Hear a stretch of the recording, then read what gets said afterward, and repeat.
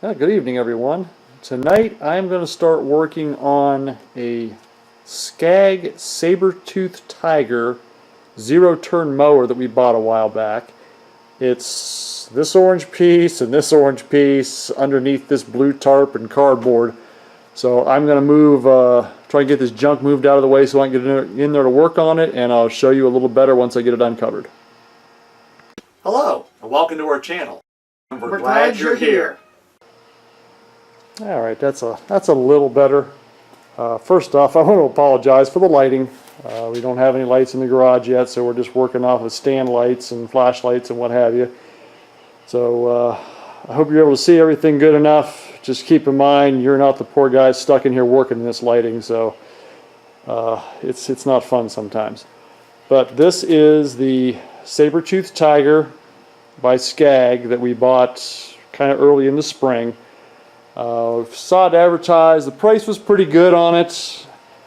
When we talked to him and looked at it, he said that it overheats because it has a bad head gasket, but the temperature gauge works, so as long as you keep your eye on the temperature gauge and keep putting antifreeze in it, there's never a problem. They supposedly mowed with it all year last year like that.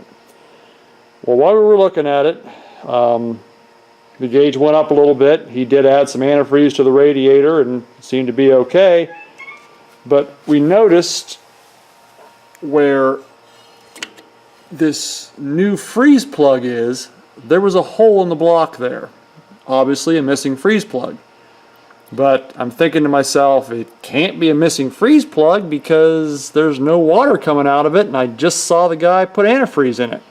So maybe it's some weird, design with this block or whatnot. So we went ahead and bought it against our probably better judgment and brought it home, and we drove it up on the trailer. We drove it off the trailer when we got it home. We drove it back here and parked it, but I wasn't going to try mowing with it until I looked at it. So I thought, well, it's a long shot, but it's worth a try.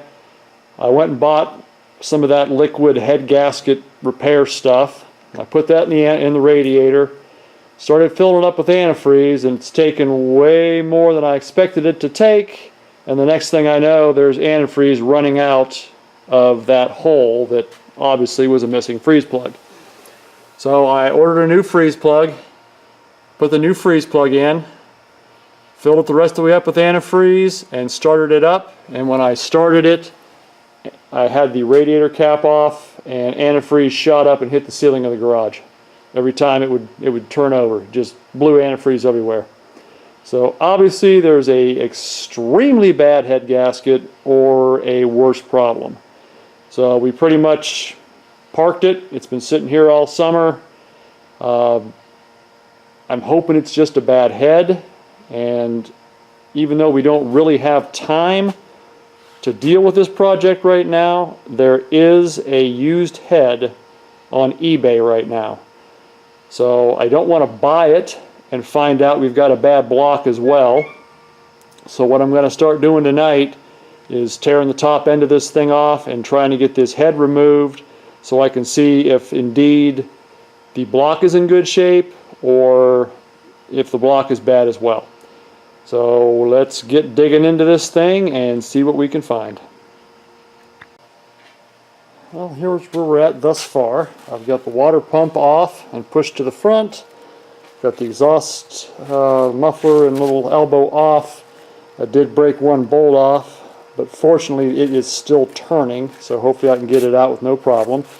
Most of these exhaust manifold bolts have come loose, but the one under here and the one under here are behind this elbow flange. So I'm going to have to get these bolts off, and nothing really fits them. 12 millimeter is a little too big. 7/16 and 11 millimeter are a little too small. So I'm not sure what size that is going to turn out to be. I may just have to heat them up and take them off with a pair of pliers or something once I get this off. But for now, it can stay on there. I've got the intake loose and pushed back. I think it's ready to come off. The head bolts are out of it. these two did not seem to be as tight as the other head bolts. So that might be what caused the gasket to go bad. So let's, if it's loose, see if I can get this off with one hand.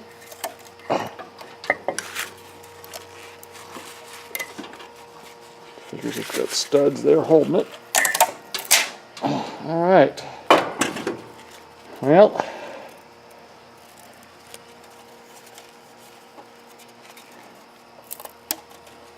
there's our head gasket. It's really hard to tell how bad it actually is. It's definitely kind of crusty in spots. Looks weak right there. Now let me do some more investigation here. We can flip this over and look at the bottom of the head.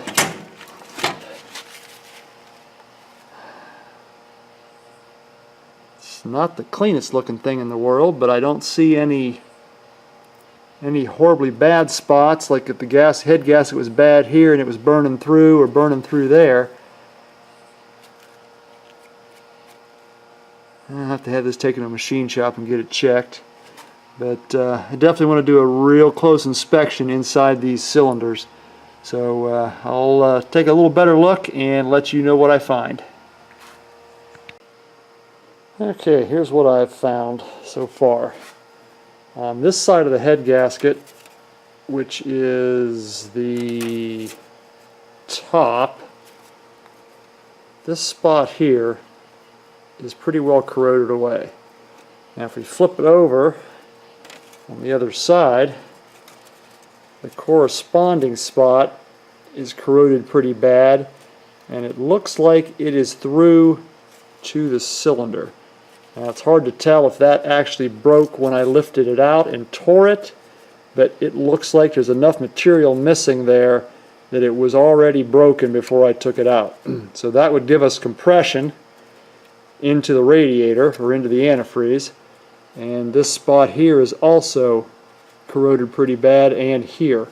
Now it doesn't look like the back cylinder was through, but it did have signs of antifreeze in it. So being this two-piece gasket split like this, I don't know if it was actually gapped a little bit in there because the head might be a little warped or something, but the gasket is definitely trash. If you look at the block, that bad spot was right in here. Now, I don't really see any damage to the head or to the cylinder, or pardon me, the block. Yeah, I know what I'm talking about. Looks like it might have been burning through here. It's kind of black, and through here, and through here. So it just looks like we might have a warped head right here, and it was just blowing by. What I did was I filled all three cylinders full of used oil. One to kind of get some oil back on the cylinder itself, and I'll let this sit overnight and see if any of that drains through. I'm sure some will probably get past the rings, but my fear, since the freeze plug was missing right here, was that one of these two cylinders was going to be split on the inside, and they don't look like they are. So I think the block is in good shape. It is a cast iron block, so it should be pretty durable. It's not cracked, so either this freeze plug froze and pushed out like it's supposed to, or it possibly just rotted away. So it's something we'll never know for sure, but at least the block does appear to be in good condition. The head also appears to be okay. This area here would match up with this area here. It looks a little burnt there, but I guess I won't know for sure. Now these top of the heads don't look clean like they do when they burn antifreeze, but both of these pistons were real clean, and the front one was a little dirtier. And as you can see, the inside of both of these are wet. This one's probably just from me touching in here. But we will do what I have to do to get this exhaust manifold off, and I'll take this head to a machine shop and have them do a pressure check on it and a surface check. I may even be able to just put a straight edge on here before I take it to see if the surface is bad. If the head's good, I mean, I really hate to spend the money to have the head checked if it's good, but I hate to spend, I think it's like $540 for the used head on eBay if this one is good. So I guess my best choice is to work to get this flange off of here so I can get these last two bolts out, get this exhaust manifold out, kind of get this thing cleaned up a little bit, and get it to a machine shop to get it checked. I'm not sure if they're going to want the studs out, if they're going to want the valves out. It's been a long time since I've taken a head to a machine shop. I haven't been an auto mechanic for almost 20 years, so it's the old memory is kind of escaping me as to how they want these. But I'll get that cleaned up, get it to a machine shop, and see what it looks like. So we'll go ahead and end this video here and post it for video 1 of tearing this tractor apart to get it working again. Like I said, good news, the head, it looks okay. The really good news is that block looks okay. So I'm hoping the block's going to stay good and not leak all that oil out. Looks like that front one might be going down a little bit, but I don't think I had quite as much in it as I did the other two. So I'll keep an eye on that stuff. I'll try to get a gasket kit ordered for this and get that head to a machine shop. Once I get the head figured out, what I'm going to do, and get some more parts, I will get back with you on a second video, and we'll talk about what it needed, and we'll get it put back together and see if we can get some grass cut with this monstrosity. Thanks for watching. Have a good evening. Any questions or comments are always welcome. If anybody's had any experience with these saber-toothed tigers, I'd appreciate some input. This is a 3-cylinder Daihatsu Vanguard Briggs & Stratton engine. It's made by Daihatsu, but it's also a Briggs & Stratton. So if anybody has information on those, I'd appreciate it. Have a good evening, and thank you for watching.